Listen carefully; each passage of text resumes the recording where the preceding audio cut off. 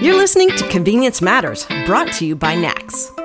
We'll talk about what we see at stores and what the future may hold for our industry. When you talk about small businesses, you're really talking about convenience stores. 60% of the industry is owned by somebody with under 10 stores.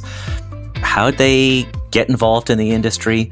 How did they advance in the industry? How did they make a difference in the industry? That's what we're going to talk about today, and the person we have leading that conversation is NACS Chairman. Perfect example of how to move the industry along. Welcome to Convenience Matters. My name's Jeff Lenard with NACS. And I'm Chris Blasinsky with NACS. And Chris and I today are going to talk to Jared Scheeler. He is not only NACS Chairman for 2021-2022, he exemplifies small business. And he has 5 stores, the hub stores in North Dakota. That's about all I'll say about him. It's his story to tell. But he's really passionate about how to lift up the small operator. And what we'd like to do today is talk about his journey and see how it all ties together with what everybody else in the industry is doing or wants to do. And maybe there's a certain path that we can all learn together. So first off, let's welcome Jared. Jared, thanks for joining us today. Jeff, Chris, so happy to be here. Thanks for having me. So Jared, we were kind of thinking, Jeff and I both know you, right? I think we're edging up on 2 decades here. So to see you in Chairman is, that's a proud moment for us. But also, the podcast listeners, maybe not everybody knows who you are, right? So this is a great introduction, I think, to our audience as to who you are and what you're all about. And one of the questions we were kind of thinking about was, what's your earliest memory of convenience stores? Well, Chris, there's a lot in there, but starting with 2 decades, my goodness, aging us all a little old. bit here. I suppose if I look back, I probably had hair when I originally met all of you. Things changed a little bit. Same with Jeff. But Hey, I'm here. I can hear this. boy, so I got my start in this industry 23 years ago, and I originally, before I had the hub, I worked for a different company, and I kind of learned my trade through that company, a company called Bobby and Steve's Auto World out of Minneapolis. And I'm sure we may talk about them later. However, when I look back at my childhood, I mean, I loved convenience stores. What kind of child doesn't love convenience stores? Because they're such a big part of the fabric of everybody's lives. And, I remember very vividly, in my hometown of Dickinson, North Dakota, there was a store called Jesson's, owned by the Jesson family in Dickinson, North Dakota. And on occasion, maybe about once a week, I was kind of spoiled, I feel, in hindsight. My dad would pull into Jesson's after school one day on the way taking us home, and we'd walk in there and he'd say, all right, everybody gets to pick out 2 things. 2 things meaning 2 things from the candy section. So those are my earliest memories of convenience stores. And I'm not sure that's unlike anybody else because of the prevalence of convenience stores in all the communities across the country. Yeah, I'd say it's probably the same for me. I'll let you go next, Chris. But just thinking about it, usually involved the bike. And for me, the reason when you were young, when you went to a convenience store, is number one, it was close, although there was a grocery store just as close. But I didn't really want to go buy carrots or something like that. I did want to buy those treats. So it absolutely fits, I think, with a lot of the narrative. And it's probably a good story that we can tell as an industry. Yeah. Absolutely. Ours was, I grew up in Maryland, so ours was the local high store, and it was after soccer practice, t-ball practice, baseball, what have you. We go to the convenience store, we get a treat, we get candy, and same on Sundays on the way home from service, it was going to the convenience store, get a treat, get something to eat, get milk. That was the big thing too. So, yeah. They really, the whole idea around community and, putting the C in C store and putting the C in community store. I mean, we've thrown that out in the last couple of years as kind of taglines, but they really do hold true. I mean, absolutely. Yeah. And then I guess that's a perfect name, thinking about how everything ties together. The name of your store. And do you want to take us through how it went from loving convenience stores to working in one to operating one? You bet. Well, I mean, there's a lot to unpack there, but I'll try to be as efficient as possible. Like I said, I've always had a love for retail. In fact, my grandfather on my dad's side owned and operated 2 grocery stores in Dickinson, North Dakota. And that was a multi-generational business. And unfortunately, I never got to see them. However, retail's been in the Scheeler blood for as long as anybody can remember. So that naturally translated over to my first high school job, which was working at a local grocery store, stocking shelves, helping customers. And I loved retail. And that translated to college. When I moved to from North Dakota to Minneapolis to attend college at the University of Minnesota, I took a part-time job, and that's how I got involved in the convenience industry. Took a job at a company called Bobby and Steve's Auto World, just to put a few bucks in my pocket for spending during college. And I really fell in love with the industry while working there. I mean, that is not why I went to college, to get into convenience retail. But I haven't left because of the passion that grew inside of me really from day one working at Bobby and Steve's Auto World, learning about so many new things, from how to build a great business, how to build yourself as a leader, how to develop others in leadership. Every day was so different, and it didn't take me long to decide that as long as this industry was going to have me, I'm going to stay with it. And I learned so much with Bobby and Steve's Auto World throughout the years. Worked there for 15 years in many positions, and it just came time to make a decision for my life, for my family, and talking to my wife. And we really, really cherished and valued where we grew up in Western North Dakota. Just the culture and the way of life in the small town, in a rural area.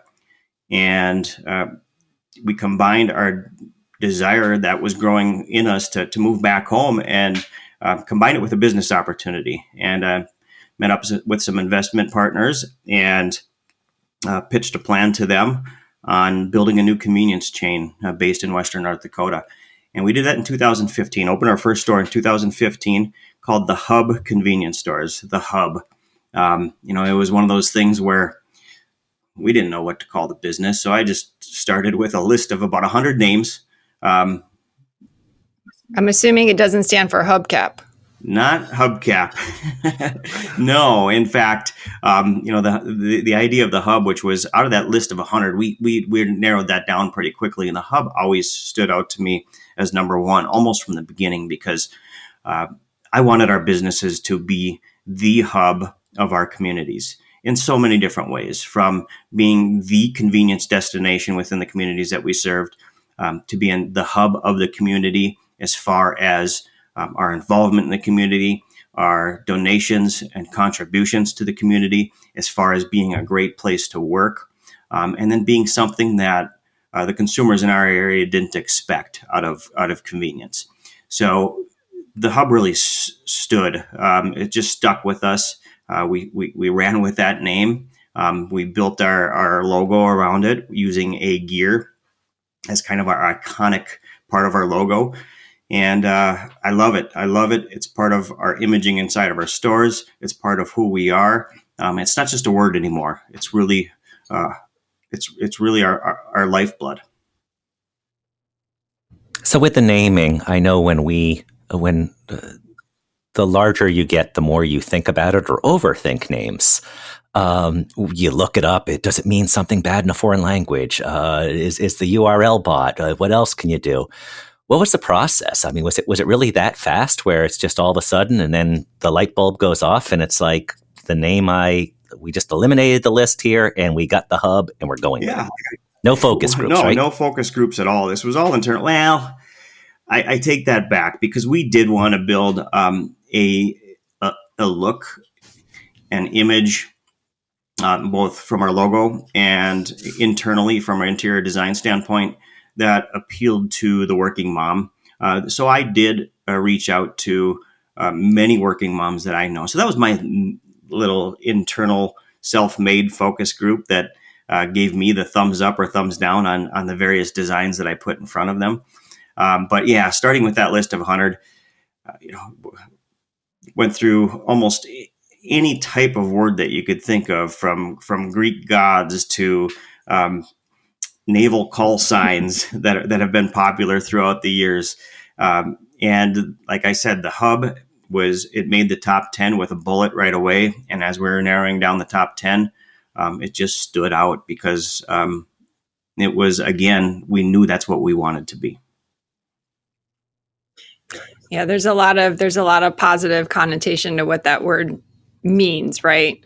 Just as you described, it is a hub.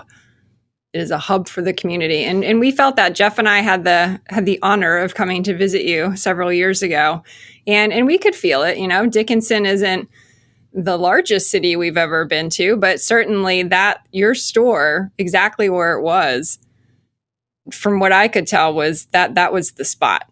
You know, that's the spot in town. That's where everybody is coming and going, probably multiple times a day. Certainly. And we started from one store, Chris, the store that you're talking about, the store that you and Jeff did visit a few years ago, which was fantastic. And, you know, the process of building the reputation as the hub of the community, it's ongoing. I mean, you continuously have to reinvent yourself. You continuously have to become better and offer more and more to the consumer based on what they want. But fortunately, since that visit, we've had the opportunity to grow our business, to expand to other communities in Western North Dakota, to get up to 5 locations. And just like our first store, the process of building that reputation as a hub, it's a different process in each community that we do business in. And that's really the fun part, because each community is different. Each community has different expectations, different needs. And what we do looks different from city to city. And that's another part that I just love about this industry, that each of our stores, though it carries that hub personality, it has its own unique personality. And I don't think that's unlike many companies within our industry. Yeah. And, you know, Jared, you excel at finding ideas, certainly, and, looking for innovative solutions. And you could have gone absolutely anywhere to find innovation. But in 2019, you decided to go to China to attend a NACS event. And from what I know from conversations, that event had a very lasting impression on you.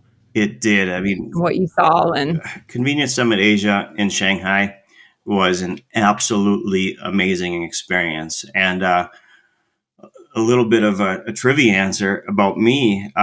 I have some Chinese in my blood, and most people don't know that about me. My grandfather on my mom's side actually was born in Macau. So he emigrated to the United States, and as an 18-year-old, and had a career in the United States Air Force. That was his only job he ever had. But so there was a little bit of draw when I found out that event was in Shanghai. And, you know, flying overseas, seeing our industry from a completely different lens. I even tell people it didn't even help me see the forest through the trees. I saw a different forest over there because of how innovative that country and that area of the world has been when it comes to convenience. And most of it really was built around technology. I mean, first of all, their stores, small footprints, many deliveries per day per store, just because of the density that they have. A lot of fresh foods, a lot of hot foods. Really unique ways of merchandising. I mean, you kind of think, how many ways can you really merchandise a store? But I loved how they did it there. I mean, the stores were just tight, not a lot of product on the shelves because they were getting replenished 3 times per day. But the technology is what really stuck out to me. I mean, society really revolves around a mobile phone in China, and especially Shanghai in the developed areas. And I was blown away by not only the dependence, but all the applications and usages of a mobile phone. And, you know, that just opened my eyes of the opportunities that we have here in the United States. Obviously, there's a lot of headwinds when it comes to adopting those sorts of technologies, from money, finances to security and things like that. But the fact that they could use a mobile phone in such efficient ways opened the doors to, it really opened my eyes to what convenience should be and could be here in the United States. When we've talked about a couple of things today, we talked essentially about your entry point to convenience retail, and we all have different stories about when we were kids. We talked about your entry point in the industry, working the industry, and founding a thriving business. And then we jumped ahead. You're chairman, and you're going to Shanghai. So let's go back to one more entry point. Your entry into NACS. We talked earlier about there's 90,000 plus smaller operators out there. And your story, I think, really resonates with them, or should resonate with them. Now, you're chair now, but you didn't start as chair. Where was your first introduction to NACS, and what lessons can be learned for anybody else that's just wondering, well, how can that possibly work for me? I have X stores in X community, and that's not something anybody would ever think is important. Well, Jeff, I'm still a small operator, and early on in my in working in this industry, I realized that there's so much that goes on a day-to-day basis that sometimes it's hard to see beyond the end of the working day, let alone 3 to 5 years in advance. But I learned very quickly that a forward-looking view was critical to being successful in this industry for the long term. And I attended my first NACS show in 2001, right after 9/11 in Las Vegas, and I was just blown away. So, what made you go from, oh, I saw an ad or I heard about it, to I'm gonna go? Was it just that you wanted to get new ideas? Well, so I was working for Bobby and Steve's Auto World at the time, and one of the owners of the company, Mr. Steve Williams, said, "Jared, you are coming along in this industry. You're coming along in this company. You need to go to the NACS show." And he was a previous attendee of the NACS show, and he brought me in 2001. I had no idea what it was, so I was introduced to the NACS show by somebody else. And as it turns out, I haven't missed a show since. Save for the year 2020 when we didn't have a show. We all did. Yeah. So I've had 20 consecutive shows, and I was introduced by somebody else in the industry. And I didn't mean to cut you off. You're blown away. Yeah. What blew you away most about it? And then how did that lead to the next thing? The show provided sensory overload. I mean, I loved the expo. I went to so many educational sessions, and that was kind of my trigger of wanting to get involved in NACS. I went to some educational sessions back in 2001 and 2002, 2003 and on. And some of them I liked, some of them I thought, boy, these are okay. But you know what? I think if we presented one and talked about what we did at Bobby and Steve's Auto World from a service and a culture and a leadership standpoint, we could bring some value to the NACS show. So I actually reached out to the educational team at the time and pitched an idea to present an educational session at the NACS show. As it turned out, we actually never ended up doing that. We did get asked to present at the NACS HR Forum in 2005. And then we were featured in NACS Magazine in 2006 with a cover story on the service culture. So that kind of brought me into the fold a little bit with NACS. As far as getting to know the people and what NACS was all about. And then fast forward to 2009, I was attending in Minneapolis a NACS Industry Update Luncheon, which as we know, there's about 10 to 15 of them per year, in which NACS President and CEO Henry Armour comes around the country and presents an update on what's going on with NACS, what's going on with the industry. And I was at one of these luncheons in Minneapolis, and lo and behold, I ended up at Mr. Armour's table. And I just took the opportunity afterwards when he lined up for questions, gave him my business card, and I just asked, how does this NACS board and how does the board of directors process work? He says, "Are you interested?" I said, "I am." He took my card, and a couple of years later, I received an invitation for the board. And I think the rest is pretty much history. Definitely. It's you you tell a good story, right? And to get involved in NACS is not necessarily how high you jump. It's just that you make the effort to jump. The people who want to be involved can get involved. We just, you need to, like you did, just step up and say, hey, I'm interested. And you're a really good example of, taking things as they came. You went with the flow completely. Yeah. I mean, I think to get where you are right now. When you have small operators, I think anybody who acknowledges the fact that a healthy industry is good for all of us, and being part of that process is super important, whether it's in a big way or a small way. We all have a responsibility to elevate this industry and accelerate our industry's growth. And that was my way of doing it. And maybe that's not for everybody. But I think for those people out there who just kind of look at that as a long-time dream or a goal or something that's maybe achievable or not, well, it really comes down to engagement. How much do you want to get involved? How much difference do you want to make? And anybody can do it. If I can do it, anybody can do it. Yeah. Well, we don't have the NACS chairman on every episode, but when we do, we have people that are always interested in asking questions. And I'll let Chris say the rest. All right. So I have 3 questions for you, and I'll just give you some hints as to who asked them. You know them all very well. One person is from Washington State. One person is from Minneapolis, and the other person is from Bethlehem, Pennsylvania. So you could probably guess who says what. So the first question from one of these individuals is, where do you see the independent retailer in 10 years? It's a heck of a question, and I think with all the consolidation that's gone on really over the past 5 years, there's some hesitancy or a little bit of fear as far as where the small retailer is going to fall when everything kind of settles down. And my strong belief, because most of our small operators reside in small communities, and forever we've been such an important part of the lifeline of all of those communities. And I think that's going to get stronger.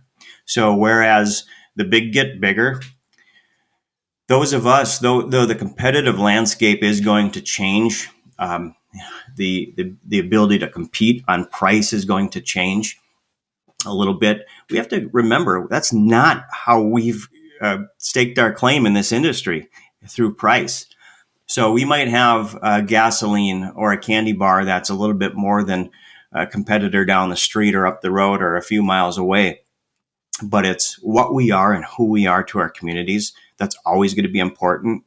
And as the big get bigger, they might lose that a little bit. And I think that's an opportunity for the small operator to own that, to be the hub of their community, just like we are. Yeah.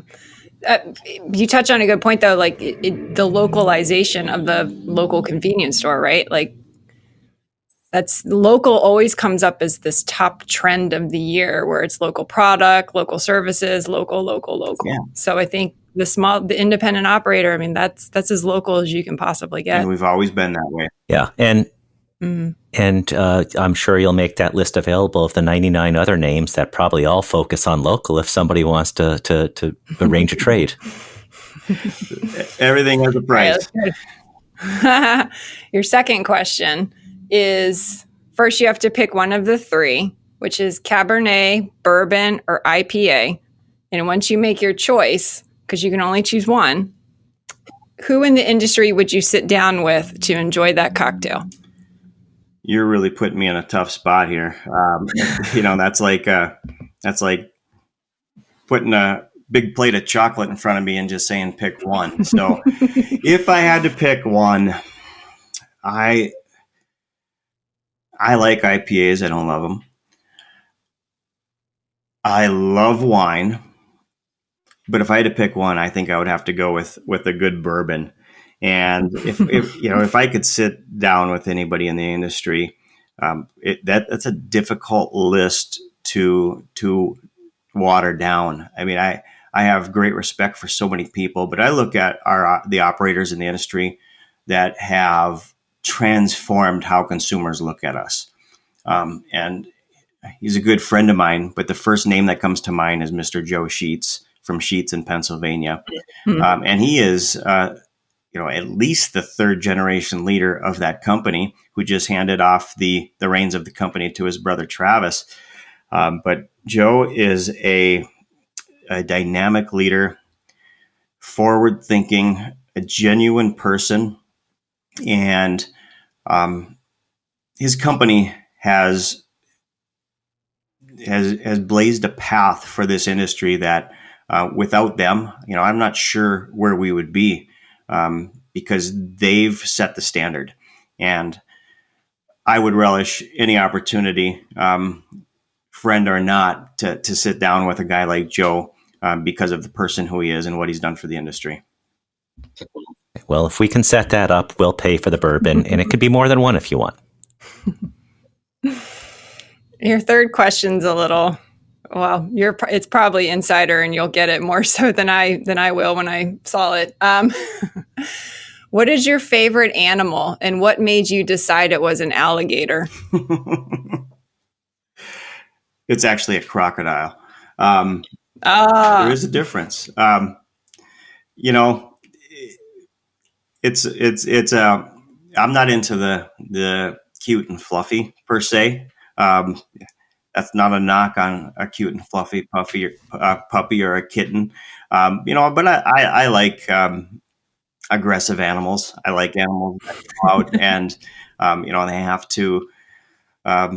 Well, you do live in North Dakota. Yeah, well, we got a shortage. We have a shortage of crocodiles in North Dakota. I can tell you that they are on the endangered species. You got to restock that moat. Just what they represent. They're kind of the king of their domain. They rule the roost where they live, and you have to respect that. Did you now at the opposite end of this? I was going to say, did you guess who asked which question? Were you thinking in your head who it was? I'm gonna. Yeah, I mean, I'll go Lonnie, Don, then Lisa. Yep, exactly. So, my final comment is interesting. They picked crocodile. And crocodile is Australia. Alligator is more the U.S. But you're very passionate about change and evolution. And the creature that you most identify with has not evolved in millions of years. Like it all. But they've found a way to make it through life. They found a way to endure. And there's something to be said about that. And people like their shoes, the Crocs.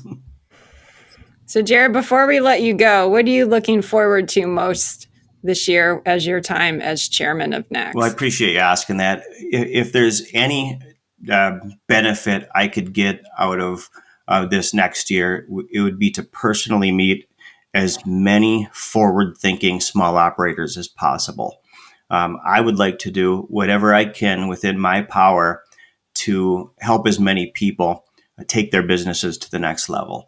I'm willing to share where I've been, what I've done, and where I'm going, so that it can help other people. I want to see this industry grow. I want to see our small operators get better, because we need to get better. We look at, like I mentioned earlier, the big companies are doing some really, really nice things right now, and we have to keep up with them. And in many ways, I think we have an opportunity to jump ahead of them in some areas. So we have a responsibility, small operators, and I want to meet you. I want to meet as many as possible. In fact, I've actually had a small operator come visit me already since I took over as NACS chairman. Right before Thanksgiving, a gentleman named Jolly Walia drove up here with his family from the Dallas-Fort Worth area, and it was a tremendous experience. Not only was I able to share what I've done and the mistakes I've made and the things that have done well, I learned so much from him and his family during those 2 days that we got to spend together. And I really treasured that time. And I hope to get more opportunities to do things like that over this next year. I will take the time. But again, Jolly came to learn from me, and I think I might have learned more from him throughout the process. And that's the beauty of us small operators working together to help each other, to not only help our businesses, but to help accelerate this industry. I see a road trip in your future, Jared. Road trip. Yeah, and a future podcast where we can get some questions from some of the small operators, and next time we'll ask a little bit beyond animals. Unfortunately, there's a lot of great places to stop along the way on those road trips. Absolutely. Well, Jared, thank you for your time today, and we absolutely look forward to working with you this year and beyond. And so with that, we're going to let you go and get back to your stores and your operations. And I just want to thank everyone for listening, and thanks, Jeff, for co-hosting. And for those of you who are listening, you can download, or rather subscribe to our podcast. Is probably a little bit easier anywhere that you have a podcast player. So thanks a lot. Convenience Matters is brought to you by NACS and produced in partnership with Human Factor. For more information, visit convenience.org.